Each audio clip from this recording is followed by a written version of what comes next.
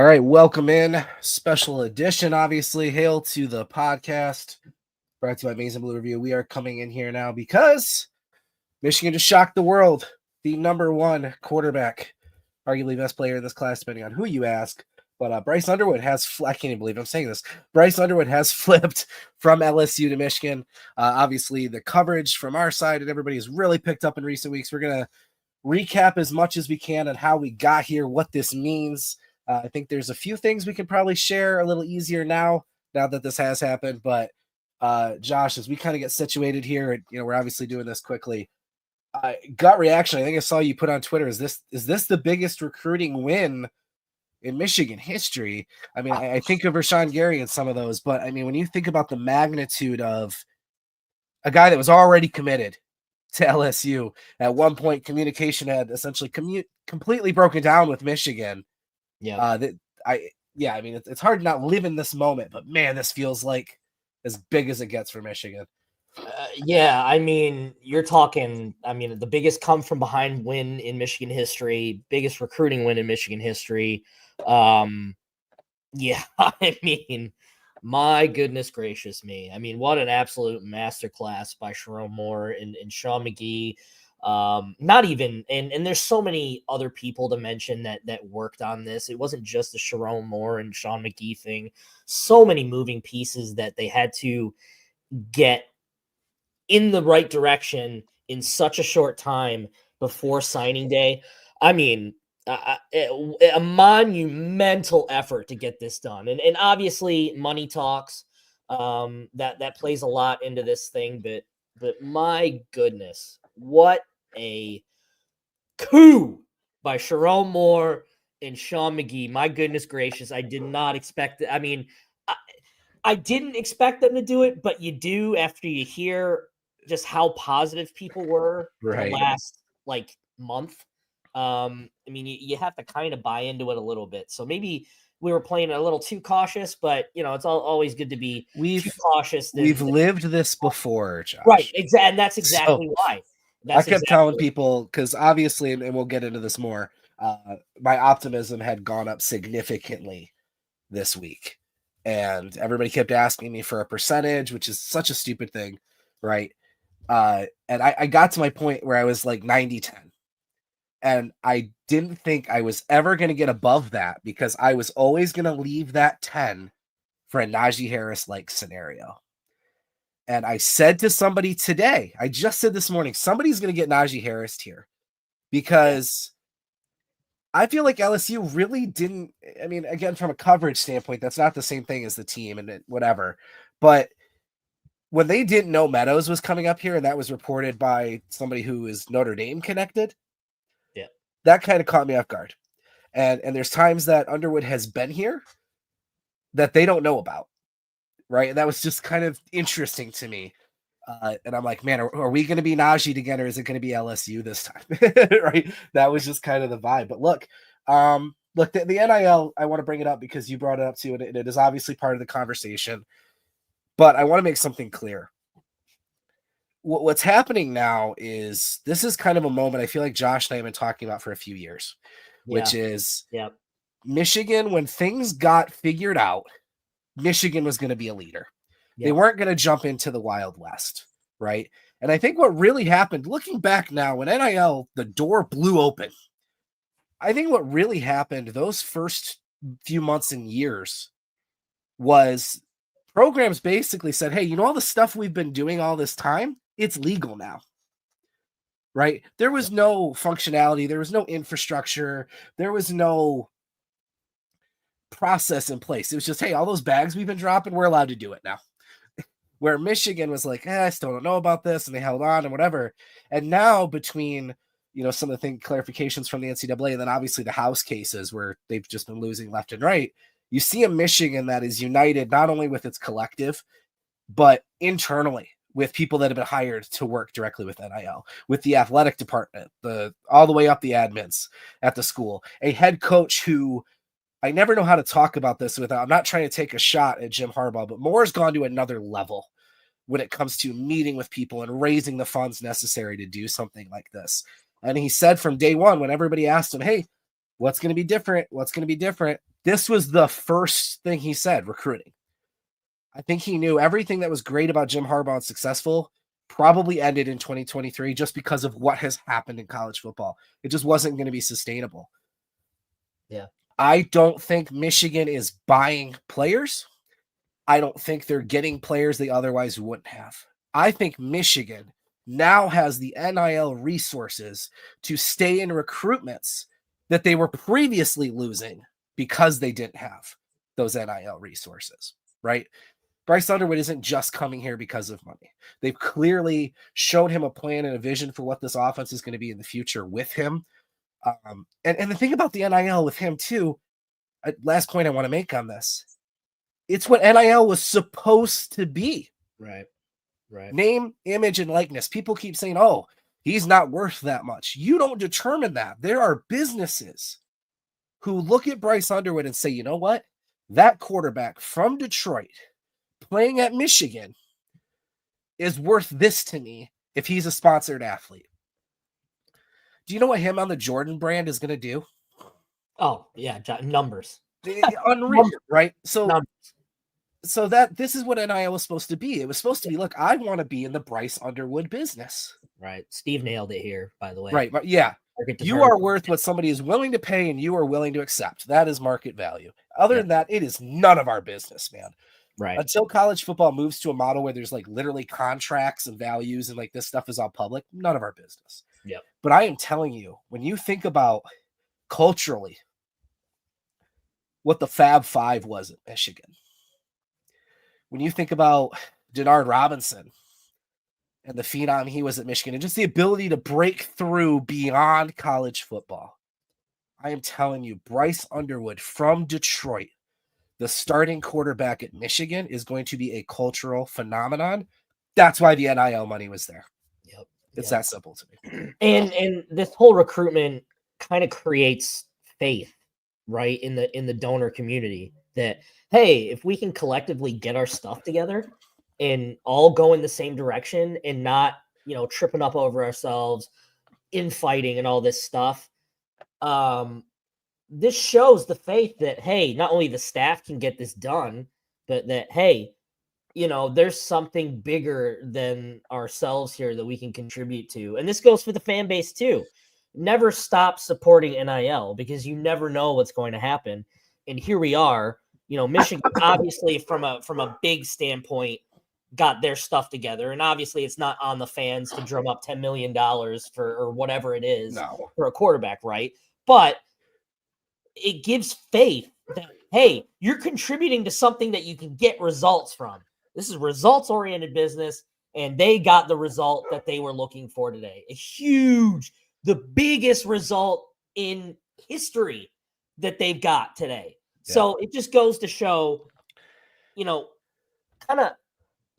listen to some stuff that's out there that Michigan has no idea what they're doing with NIL and all that kind of stuff. It's crap. Michigan knows what they're doing, and they could not have navigated this whole situation better. The stuff that's out there, the stuff that's not out there in terms of intel and stuff, it's look, Michigan's got their stuff together. They got their stuff together, and it creates this whole new ball game. Whole new ball game. Michigan's, I gotta tell you real quick, Josh, we do not have our stuff together because you spelled commitment wrong in our article, so I'm updating that real quick. But I was a little quick to the gun there for obvious reasons. Yeah, Tyler James just messaged me like, hey, just so you know. Well, whatever. I was a little quick to the gun. I know, you're good. Anyway, sorry. Yeah, so that Michigan's not screwing around. Well, we were kind of, I don't want to say hedging. That's not the right thing. But like, we were looking at this, like, look, there's two outcomes here. Bryce Underwood flips to Michigan or Bryce Underwood stays at LSU, which if we took ourselves out of it, felt like the more likely scenario, right? Michigan was fighting an uphill battle. And the more and more we continued to hear things, it was like, man, I could see this, man. Okay, I don't know. This is starting to, and I really do think the biggest hang up, if that's the term I want to use, was Bryce. Bryce had to make this decision. Yeah. And Bryce is not somebody, from his own words, who has always dreamt about being a Michigan Wolverine, being the hometown hero. That necessarily hasn't always been in his. I apologize, by the way, I'm getting over a cold if I sound terrible. That hasn't always been in his vision, and we got to remind ourselves we're old, right? The team he fell in love with was 2019 LSU, right? He was a young kid starting to get into more organized football during that time, right? So like that was his vision. And I think the last couple weeks, especially, it has been very clear that the LSU that Bryce Underwood always dreamed of isn't there right now. And whether it's the results on the field where LSU has struggled with their blowout loss to Bama, and then obviously losing to Florida. Brian Kelly, I don't want to get into it too much, but I think Brian Kelly showed who he always is in this last game with a couple interactions as well. And Joe Sloan, the quarterback coach turned offensive coordinator at LSU, is getting a ton of heat from LSU media, the fans. Everybody's kind of turning on Kelly and Sloan. So where you can say, look, Michigan's product on the field is not good this year, right? And it's a tough sell offensively. I think there's still a path where Moore could say, look, here's what our idea was. Here's our plan. Here's what we're going to do. I'm selling you a vision. LSU is selling the status quo. This idea that Jaden Daniels and, Nussmeier, who I don't think it's all on him, whatever, but like they were selling the status quo, and that status quo has gotten a little rough the last few weeks. And meanwhile, Michigan has just continued to advance its position. And look, I'd say props to Underwood and his family. I think they've handled this extremely well. This has not been, sometimes people say they don't want the attention and then they do things that show they do. He had the graphic he posted that I think his intention and what happened were direct opposites. It's clear that some of that talk was really starting to frustrate him. We talked about like the kid was sitting in math class and he's on the New York Post because this NIL dollar amount article is just going out of control, right? So anyway, I don't even know where to go with this. Like what's next piece I think is obvious. Michigan has a very big recruiting weekend this weekend in terms of a combination of commits that are coming in, a couple commits they want to keep. Andrew Olesh and Andrew Marsh come to mind. A couple guys they want to add potentially on the offensive line, things like that. But I don't think Bryce is just getting started. I think it's pretty obvious Bryce has been talking to folks already, hence the Meadows visit. We can start with him. I'm not sure. I've never thought they were a package deal. I could see him following Underwood to Michigan, but I could also see him doing his own thing and going to Notre Dame. I don't think that was such an obvious package. But what's next in your mind? I mean, at this point, Bryce is a Michigan commit, and we got a couple weeks here till the first signing day. Yeah, this is the type of thing that kind of creates ripple effects and shockwaves throughout the class. This isn't something that, if you're a recruit, a highly ranked recruit, this isn't something that you just write off. I mean, this is something that you notice. And I mean, there's no guarantee that, like a guy like Derek Meadows will follow, but I think it immediately increases the odds. You got guys that want to play for Underwood, and obviously Meadows committed to LSU because of Underwood. So, I mean, good players want to play with good players. I mean, that's not a big take for me here. I mean, that's the obvious take. So, I mean, it legitimizes this, at least Sharon Moore. It legitimizes his recruiting chops and him being able to organize everything. I mean, it would not be a surprise at all. I mean, this ripple effects could even go into 2026 too. I mean, it's not necessarily just a 2025 thing, but obviously the immediate impact is more 2025. But you have at least 3 years with Underwood, so you're gonna have some time there. So That's a good point. The 26 class just became top 5. I mean, this just sets Michigan off on this big trend. Real quick, Bryce did just post this video on Instagram. So I want to show, this is his commitment video. Give me a thumbs up that the audio is coming through. Okay. That we have is Bryce J. Underwood. How you doing today, Bryce?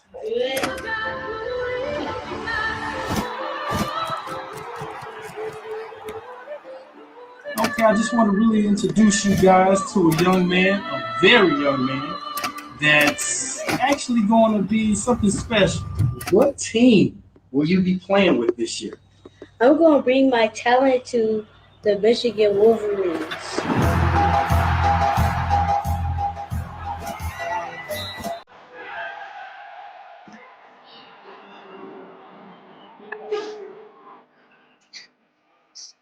Holy stuff. Wow.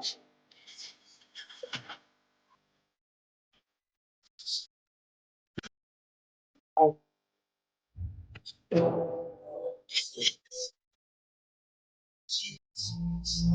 Excuse me. In the end, I like to blow trees, and from that point, I never blow her off. Come from out of town, I like to show her off. They like to act tough, she like to tone them off and make them straighten up their hat, cause she know they soft. And when I Yes. That's cool. Yeah, that was good. That was good Kanye. I miss that Kanye. Yeah, let's talk about that for a while. Yeah, right. All right. Let's scroll through. We got a lot of I mean, here's the thing. viewers. You got that kid has been hyped since like before his high school years. 8th grade. Yeah. And Yep. he's lived up to the hype every step of the way that it's tough to be in that situation. You know, you're the best quarterback prospect in arguably Michigan history. If you want to compare him to Drew Henson, it's very close. I don't know which one you'd consider better, but man, that kid is in the pressure to stay home, even, before the LSU stuff started to happen with him committing there. There was a ton of pressure, but Michigan somehow managed to screw it up and get it back all at the same time. So, credit that kid, man. That kid, a professional through it all too. I mean, yeah, he had his times of troll and stuff, but it's it's a good, and they're not done. I mean, Michigan's not. There's gonna be some flips from this, and we'll see. I mean, it's gonna be. Meadows is at the top of the list in terms of most obvious. I think he's one you would probably see quickly if he's going to come here. He obviously was here a couple weekends ago. So Michigan's got a couple linemen on campus this week. We also talked a little bit about, I guess if you want to give your quick info real quick, somebody asked Brandon, I wouldn't be surprised if we get another big time lineman in the offense. Obviously an offer to a 5-star committed elsewhere. Not able to make it this weekend, but might be looking at a midweek visit. Another flip there. Yeah. I mean, it's Ty Haywood. There's going to be opportunities. I mean, people are going to be paying attention. So, You weren't listening to me, were you? No, I'm sorry. I had a text message. I was asking if you wanted to share specifically what you've heard with Ty Haywood. There's a lot going on. You're good, dude. Yeah, I mean, that's another name that's popped up here that Michigan's been working on. It's not something that they just, started to get back in on. It's going to be tough. He would, if he's got a playoff game this weekend, so he'd have to make a midweek visit. It's not out of the realm of possibility that he does, but I just don't know if the turnaround is going to be enough to. And even, the Bama commitment too, that's longstanding, but we've seen that commitments don't really matter, but okay. I wasn't gonna say this, a text I got, because getting it in the moment or whatever. But since he just put something out, I'm gonna go ahead and show this real quick. Are you on pins and needles here? Oh yeah. Oh my goodness. So I just got a text that basically suggested this would probably be the staple for Owusu Boateng, and he just announced on Twitter he is not taking his visit to Texas this weekend. That's gigantic. So it's going to come down to Colorado or Michigan. Yeah, it was pretty strongly suggested to me that Owusu Boateng was leaning very heavily Michigan, and the anticipation of Bryce coming would kind of be the final deal. He wants players on defense to play with, but he wants to go somewhere with a quarterback. And yeah, I mean, it's got to happen. Like you said, it could come down to Colorado as well, who also just got Juju. But him not making that trip to Texas is a big deal, needless to say. So, I mean, you're talking about if Boateng gets in the fold, and I mean, you've got now your quarterback, you're going to have a great wide receiver class. If you can retain Marsh, which I would assume you're going to now, you can add a guy like Meadows. Washington has really started to impress people in his senior year. You've got a great offensive line class building off of another offensive line class you had last year, but you're looking to arguably make that even better. You already have Babaloa, Gatch, and Strayhorn. You got another tackle to that group. On the defensive side, I mean, Boateng gives you your linebacker. You have your corner with Earls. They're still doing work there. You like the safeties they've got, on and on. At this point, edge, maybe, because, you lost Nate Marshall, Jalen Williams. I'm not terribly shocked by that. Wisconsin always felt like the leader. He was kind of teaming up with Marshall here. He was not happy when Marshall left to go to Auburn. He has some family stuff that, staying within a couple hours of home is a good thing for him. So I'm not shocked. Wisconsin flip there. So a couple guys there. I mean, they've got potential to close this class out top, 4 to 10 range. I'm not real good with how the scores will add up, but for Sharon Moore, because I think, obviously Underwood's the story here, but for Sharon Moore, you and I have been talking about on the podcast with people already wanting him fired. One of my reasons for believing in him was he made it clear he was going to attack recruiting this year. And he saw, not concerns, but problems or something that needed to be fixed, showed his vision, implemented it, executed it, and now we're seeing the great success of it. I think he had a lot of faith in the idea that what was doing well with Michigan on the field was going to maintain, and that they were just going to have to build off of that a little bit, and that just wasn't true. Right. So we've talked about going into next year. There's a lot of recruiting work and a lot of things he's did this year he's not going to have to do next year. I think that's going to be beneficial. But I think this shows he can go into this offseason and say, okay, real quick, Dave Portnoy had literally nothing to do with Sharon Moore's recruitment. Get that out of the way. He's going to look at this team on the field, the staff, whatever, assess what needs to be done, come up with a plan, vision to implement it. And I have to go based off of the recruiting piece. I believe he can be successful doing that. There's no way around this. The season has not been a success. It has been below expectations for a lot of people. Just a fact, right? But man, you got to give him credit on this. This is just a monster win, and it's a great example of a guy saying, hey, here's what I'm going to do, and watch me do it. Watch me cook, if you will.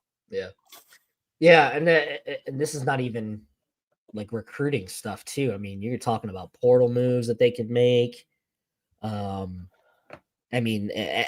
possibilities now are endless of what this program can do in terms of when it gets its stuff together, So, I mean, whatever they don't address to end this recruiting class in 25, obviously it doesn't end in December, but we don't know what the talent's going to look like after December.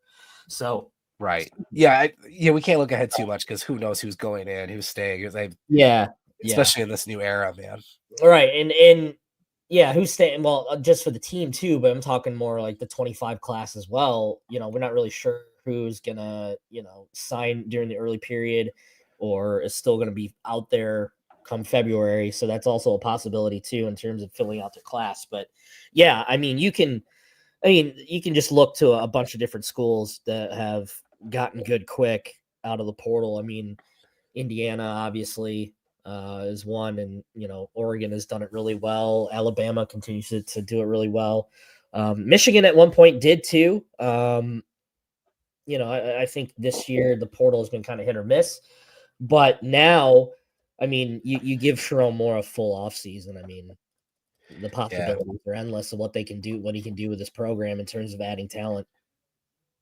Yeah, and I don't want to hang on this too much. We've talked about this a bunch on Hail to the Podcast, the continuity thing, and on and on and on. But some more news coming in here. Looks like Javan Boggs, the teammate of Brady Hart, will not be making his Michigan visit this week. So he's gone and locked back in with UCF. Oh, gee, I wonder why. Say does not take a genius to connect the dots on that one. Gee, I wonder why that happened. So I would have, don't get me wrong, I would have loved Javon Boggs, but you know, you got a guy Boggs is a good receiver. You got a guy like Derek Meadows that wants to come, you take him. Yeah. You take him. And then if you keep Marsh, obviously, if Michigan keeps their entire wide receiver class intact, they're going to be very, very good at that position. They've got some studs. I mean, Jacob Washington doesn't get talked about enough. Yep. They got some studs in that recruiting class, the wide receivers. So, your average fan just asked, would Bryce be around for bowl practices? Yeah, that Northwestern game just became massive for that, didn't it? Yeah. As I understand it, he's going to enroll pretty early. Yep. Like first week of December. And I would expect him, like Jaden Davis was last year, to be around for bowl practices. He obviously can't play.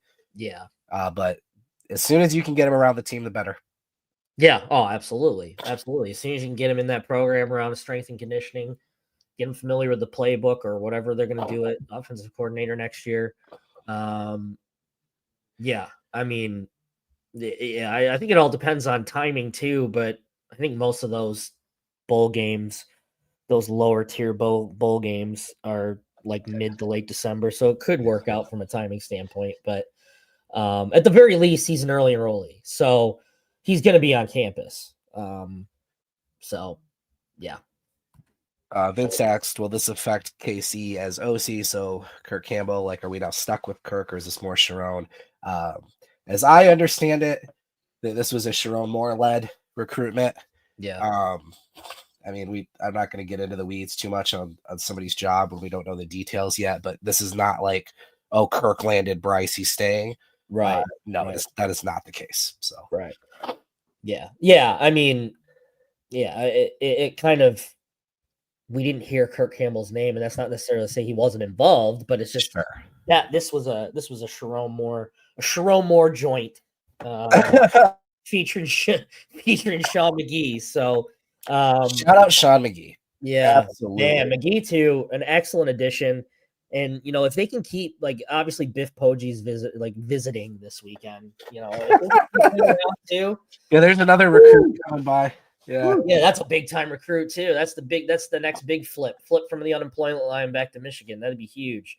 In all seriousness, though, I mean, he got so much credit for the cultural shift that happened in 21 and 22, and being Harbaugh's right hand man. I think that's a big thing I've been talking about, you know, the last couple of months as the season has not gone as we had hoped. Was I think Moore needs his own Biff, or literally Biff. I know he talks to Jim every week. I know he talks to Bob Stoops every week. He confirmed that.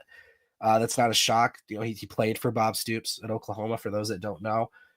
Bob wanted to come in some weird associate head coach role as well. I mean, the more support, because the thing is, like, he is a first-time head coach.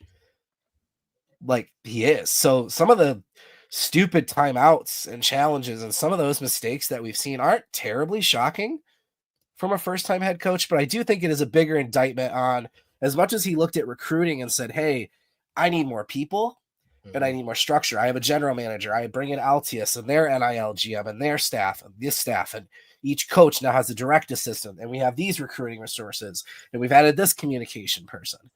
I think when it comes to game day staff, you're going to have the same thing where you're going to say, okay, whatever's the process of telling you what plays should be challenged, there's clearly an issue there.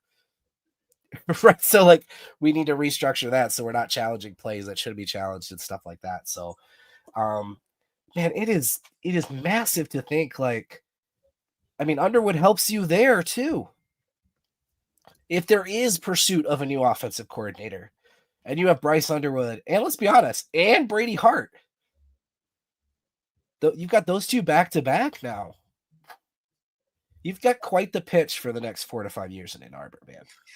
Yeah, Brady Hart's a stud too. I like Brady Hart a lot. I do. Yeah, I like Brady Hart a lot too. Good. He's a good culture kid too. Is a great culture fit. So, yeah, look, I mean, there's no overstating how big time this is for Michigan in terms of getting that bowl rolling. Well, that's not a ball anymore. It's a snowball now. I mean, it's like just a mountainous thing. I mean, just while we've been on the pod, we've had 2 major recruits alter their visit plans. Yeah, I mean directly from Bryce Underwood. That tells you all you need to know. I mean, there's at least 3 recruits right now that are probably considered leans in Michigan's favor right now that I could tell you. Like Derek Meadows, obviously, Knob, obviously, and then probably Alex Graham. You know, someone like an Alex Graham who was committed to Colorado and an in-state Detroit kid. You know, someone that could very well flip to Michigan too. So, you know, there's some positions in need too. I mean, you lose Ivan Taylor, and then obviously you get Elijah Dotson back in. So you're offsetting your numbers, but you're going to get Grayson Littleton. You were going to get Grayson Littleton before he went to Texas. So you were thinking about adding another DB anyway. So why not add a 4-star kid from Cass Tech? You know, So look, and wide receiver, Michigan can't have enough. Can't have enough big wide receivers on their roster, so they can add another 10 for all I care. And look, there's a name. I'm not going to say it. There's a name out there. I wouldn't be shocked if calls are made now. And Bryce, we know his phone was blowing up already. So, yeah, sorry. As we both try to struggle through this, we're both getting over these colds. Yeah, the dominoes are going to be incredible to watch. I do think. Oh yeah, the work doesn't stop. The work doesn't stop. Thoughts on James Franklin directly speaking about Andrew Olish at his press conference this week? He mentioned him without mentioning him. Did they really? Oh, I mean, I don't pay attention. If he didn't say his name, I mean, everybody has gotten pretty loose with that now. Yeah. I mean, coaches used to not even tweet anything about commitments. Yeah, right. And now they're pretty strongly hinting. Now they can, and they're allowed to retweet recruits too. So. Yeah, whatever. My bigger issue with James Franklin is the same issue it's always been. Is win a game. Yeah, on the field. Good Lord. I almost believed in him this year. I really thought he could get Ohio State this year. I really did. But he is the worst in-game head coach ever. That's bad. I watched that 2021 Michigan Penn State game again. I recently rewatched it. I just forgot how abysmal some of the 4th down calls were and like the weird fake field goals. It's just unbelievable. Now his negative recruiting for years. I mean, he was one of the jive turkeys Harbaugh referred to very early in his tenure here. His negative recruiting is absurd. Yeah, it's just absurd. And I know it's out there, and Michigan does it too. I know it's part of it. He goes to another level that I don't understand how he has friends in coaching circles. And look, the Connor Stallions saga, I've said forever. I used to be more respectful of Matt Rule because last year he was one of the better ones. And even when he had like contention for what was going on, he put his name on it. Right? James Franklin with the anonymous quotes, constantly say it with your chest, buddy. Yeah. Say it. So whatever. Let's knock some of these out. Finney, last you heard, not coming this weekend, right? Yeah. From his coach. We talked to his coach. He said no, but again, can't rule anything out when it comes to recruiting, but I'm going to lean no, but you know, is this real? How many? Be honest with me, guys, in the comments. How many times did you check the Adam Schefter account to make sure that was Adam Schefter? Because obviously the blue check mark means nothing now. But I had a feeling published a podcast. Yeah, I had a feeling it was going to be Schefter from some stuff I had heard. So when I saw that, I was like, "Oh no way!" And then I still was like, "Hold on." I'm like, "Okay, 55 million followers. That's probably right." You know. Yeah. And of course, it went to Schefter. Of course. That's just what Michigan does. Yeah. That's what Michigan does. They want to make a splash. Yeah. So they made a splash. Michigan guy about. Yep. 3 times. Lincoln Riley is coordinator. Yeah, I don't know. I don't think they're going to pay $90 million to get out from underneath that. He might find Excuse me. I wonder if some of these college coaches, Brian Kelly's another one. I mean, it's no secret. I don't think a part of the thing with Brian Kelly is it feels like he already wants out of LSU. We know his agent's the one that started the Michigan rumor last year.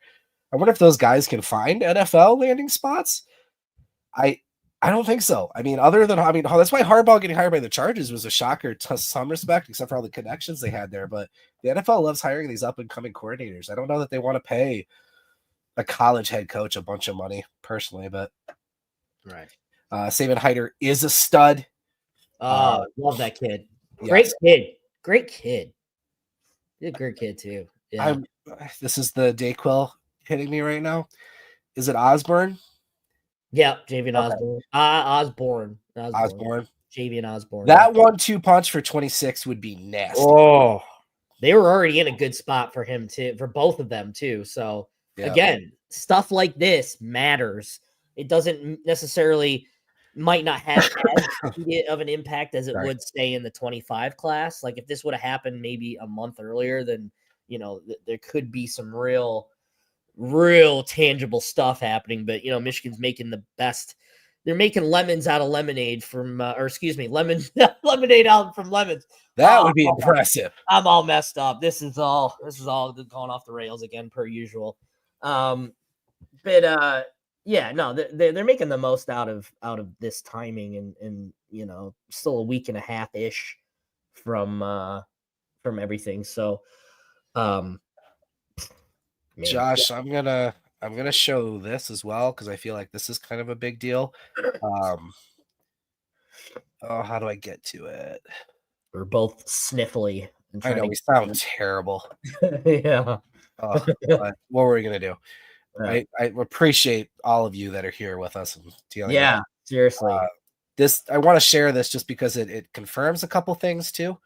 Yeah, and it's just kind of a big deal. But Champion Circle has issued a statement. Angelique, the Queen, on her Twitter account is sharing it from there. We want to thank Josh. You want to read this? I don't think I can get through it. Yeah. We want to thank our founding members and others associated with Champion Circle who have worked tirelessly behind the scenes to make it possible to continue our work building championship teams at Michigan. Founding member and chairman Nate Forbes said, "We are very excited to keep Bryce home in Michigan as he continues to build his legacy. I want to personally thank Jolyn, and Larry Ellison, who are instrumental in making this happen by providing Champion Circle with invaluable guidance and financial resources. We encourage all parties who have publicly expressed interest in assisting Michigan's NIL efforts to join the 11,000 individuals who have contributed to Champion Circle." That part's probably good. You guys know where Champion Circle's at. Yeah. Them acknowledging Jolyn is massive.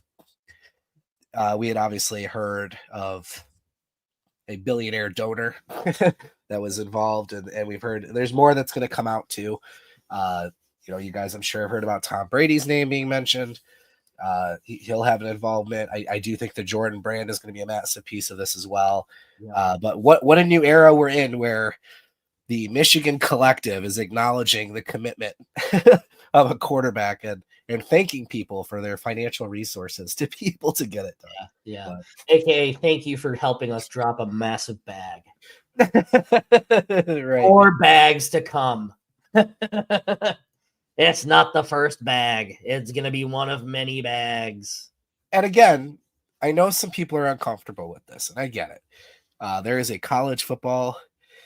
version of college football I will be nostalgic for forever that no longer exists. It's not coming back.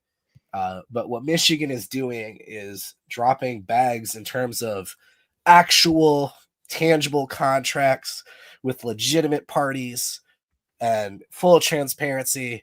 This isn't, bags in terms of McDonald's, literally McDonald's bags of money, right? This is just a legitimate part of where college football has gone. I made a snarky comment earlier about Portnoy, and I want to reel back a little bit because obviously his support, I think, will be valuable. He was not involved in this. I do think a transfer quarterback could be something where Dave Portnoy is more heavily involved this offseason. The reason I've been a little snarky is because I just feel like the timing of it, in terms of what people knew. So obviously when I'll acknowledge it, Jason brought it up, so people owe Sam an apology.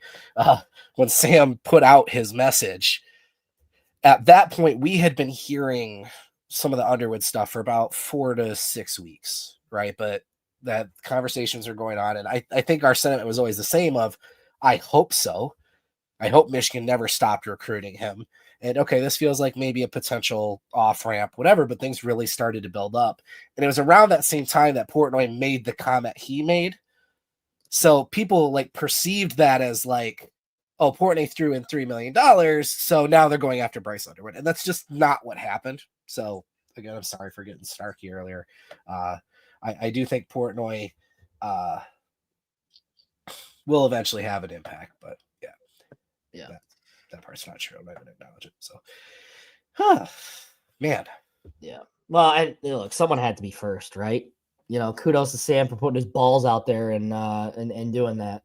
Someone had to be first to report it, and he nailed it as usual. Sam, I'm a Sam Webb protege and always a Sam Webb fan for life. So he gave me my first shot in the industry. So I love Sam. Dude's a pro. He's a professional. Knows his stuff. I just knew.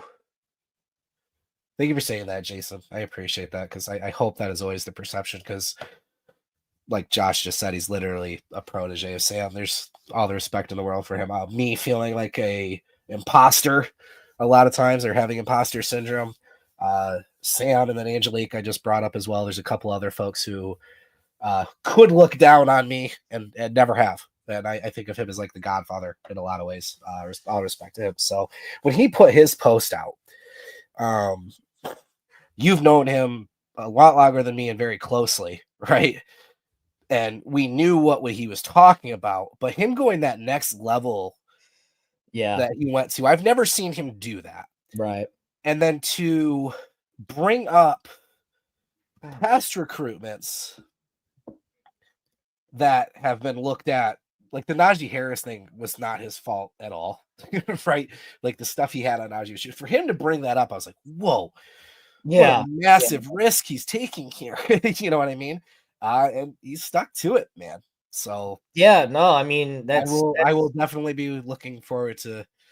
I don't love the fighting that happens between some folks in our beat, but some victory laps are fun to watch. So I mean, Sam doesn't post this stuff now. Sam doesn't post this stuff without some level of knowledge, obviously. Right. I mean, that's Sam though. That dude sticks to his guns, and that's just who he is, and I always respected that about him. So, yeah. Any word if Bryce will be at Michigan Saturday? Look, we've heard the rumors all week. Yeah, now it kind of makes sense. Now I think he will be. I didn't think he would be if a flip hadn't happened. Right. Because his previous stops at Michigan have been very secretive and kind of avoiding the attention that would have come with it. And I would imagine that would have continued to be the case. Yep. He is going to, I think ticket sales might go up for this game. Yeah. And if Bryce shows up, man, talk about an incredible introduction and welcome he would get. I think there is a very good chance he will be there, because there's some guys in this class that it's a good opportunity to lock. Oh yeah. I mean, the dude's like 20 minutes away. I mean, he's not unfortunately he has nothing to do this weekend because they got knocked out of the playoffs. So, I mean, they can make it. Yeah, I mean, it would be kind of shocking if he wasn't there, So, yeah, I mean, the opportunities they have left between now and signing day are important. Obviously, one weekend left in terms of like a full recruiting weekend without having some sort of midweek stuff. But yeah, I mean, you'd think he'd have to be there, put on his recruiting hat and all that good stuff. So, do we lose Brady Hart because of this? No, I don't think so either. No, Brady. It would be something other than if they were to lose Brady Hart. It's not because of Bryce. Unrelated to Bryce. Yeah. Yeah. His initial comments seem to suggest like he wants the QB room to be better. He wants to be challenged by a quarterback like Bryce. He's gonna be here this weekend too, isn't he? I'm sorry, who are we talking about? Brady. Brady's going to be here this weekend, isn't he? Was he on our list? I don't think he was on our list. Oh my I mean, he God. might be now. I mean, I'm not sure. I I've can't got, track it I've got easy. massive Dayquil Beard. I don't know why I was thinking he was going to be here this weekend, Was but he there last game? He was there last game. Huh? Against Oregon. He was against Oregon. Yeah, I don't know. But no, I have zero concern No, about Hart. So no, he told our John Garcia probably like 3 weeks ago now that he was excited to play with him. You know, I was Yeah, like, oh, I'm exactly. hoping it happens. He said that to John. Like, I actually hope this happens. I love the competition, and he's one that's not going to shy away from it. So, more power to the kid, man. I mean, these teams recruit quarterbacks every year. You know, you got to, because you don't never know what's going to happen. Yep. So you got to recruit a quarterback. Well, no, anyway. this These guys. is the formula now. You got to have an elite QB in Yep. every class. Yep. And if you miss on one, you're going to need to get somebody in the transfer portal. Right. And speaking of, I think that's probably the last piece of this we might want to talk on.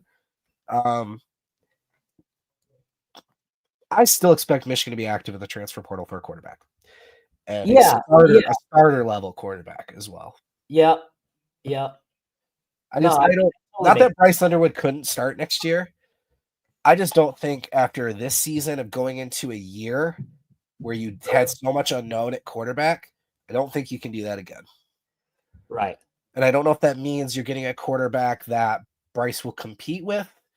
I don't know if that means you're getting a quarterback that has enough starter experience that it's pretty much known he will start and Bryce won't. I don't know that part yet. I also don't know what's been discussed right at that point, right? We don't know who's coming or who's going either. So it's still right. a lot of, you gotta. I wouldn't be shocked if there's another QB added in this class. Probably a lower ranked recruit, right? But I wouldn't be shocked if there's another QB in this class. Talking about 25? Yeah. Yeah, I mean, yeah. I think you're going to need bodies in that room. But yeah. I mean, there is a good chance. I don't want to say good. I don't know what probability put it on it. But there is a non-zero chance that literally none of the quarterbacks on the roster right now are back next year. Right. Yeah. So Michigan needs a Band-Aid for sure. I wouldn't be shocked if there's 2 portal QBs, another quarterback with Underwood. Like you could have 4 new QBs. There's some level of combination there where they add 2 bodies in that room. I mean, yeah, even if the guy comes in and doesn't start, but if this is about Bryce, no, there's no chance of that. He wouldn't have to make. He publicly committed. Yeah. No, that would be. I understand why that vibe existed without him saying anything publicly.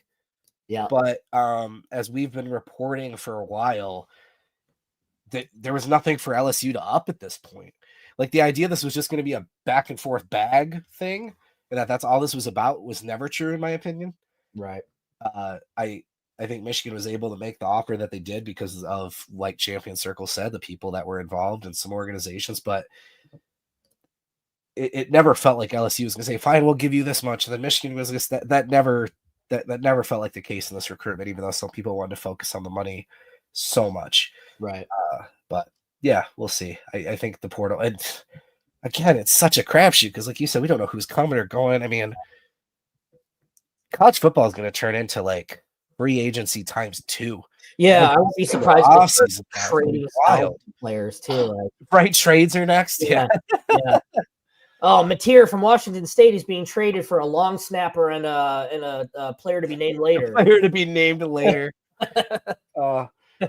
What if you had no say in it too? Like, well, I gotta go to Washington State? What? Yeah, right.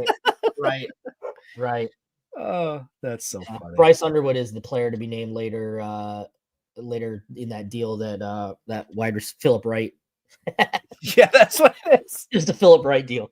I'll offer you Bryce Underwood for Philip Wright straight up, and they said yes. That's so funny. Unbelievable. I think I got to cash out here. I'm getting pretty rough. No, you're good. To answer Jason's question here, last one. Do you think Brian Kelly's status played into this? I don't think it helped. Correct. I don't think this was like the death knell for this thing, but are you going to really hitch your wagon to Brian Kelly? Not many people like him. We're going to be able to, over the next day or two, I think, post a lot more things that we've known that Yeah. we're able to share now. And I think there's going to be a lot of things that we were probably like, you know what? I believe this, but it's not solid enough for me to post. I think we're going to be able to get final confirms on. Yeah. And I think some of that will be after that Florida game. I think conversations probably didn't go well. I think the Underwoods probably had legitimate concerns. And from what I know of Brian Kelly, I've had a friend who was recruited by him. I wouldn't be shocked if we're going to hear that they kind of lit their own fire, if you will. Yeah. I just look, Michigan won this recruitment, and Oh yeah, in one class you have flipped a high. Sorry, rival still isn't there yet. We got him into a 4-star, but still not high enough. A very highly rated cornerback, Shamari Earls. Oh, don't get me started. It's unbelievable. Anyway, you get Shamari Earls to flip. Look, progress is progress. All right. Yeah, It's we got progress. Josh has been working very hard to get him that 4-star, and now it's like, how about a 5th? How about a 5th, guys? I think Yeah, right. How about a 5th? Yeah, it's funny. I had someone at Michigan reach out to me too. Like, like this kid should be a 5th star, and I'm like, I know. Trust me, one thing at a time, please. Yeah. I can only get one thing first. I got to give him his 4-star first before I give him his 5th. But man, flipping him from Georgia, and now flipping Bryce Underwood from LSU. I mean, this is just. When did we talk about this? Like 2 podcasts ago? I mean, the proof was lying in plain sight about Michigan's NIL for months. It's been that way since the summer. You know, that magical turnaround that Michigan got into it with Owusu Boateng. Right. You know, that wasn't coincidence.